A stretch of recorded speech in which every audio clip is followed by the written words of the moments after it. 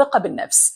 exhibit confident behaviors، يعني أقدر أقف بطريقة واثقة من حالي، أقدر أقف بشكل مستقيم، أفتح الفم بشكل مناسب وأنا بتكلم. ما ينفعش أكون بتكلم بالطريقة دي وأقول إن أنا واثق من حالي، لكن ينفع أتكلم بالطريقة دي وأقدر أوضح مخارج الحروف وأقدر أوضح الهدف من كلامي. فالطريقة دي هي أقوى من الطريقة المغلقة أو إن أنا أقفل الفم.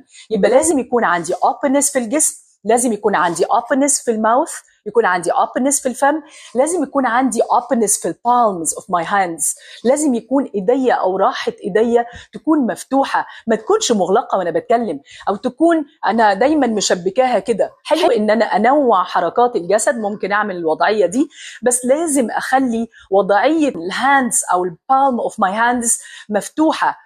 كل ما كانت ايديك مفتوحة او بتتكلم بشكل منفتح اكتر، كل ما الجمهور تصورك على انك حد واثق من نفسه، وعلى انك حد honest، حد امين، حد واثق من نفسه، وعندك مصداقية وعندك انفتاح، تقدر تقول اللي انت عايزه بثقة وقوة وانفتاح ووضوح. لان الشخص الغامض او اللي دايما عنده تايتنس او اللي عنده حركات جسم مقفولة هو شخص الناس بتتصوره على انه شخص مش عايز يتواصل معاهم، شخص بيخبي شيء ما.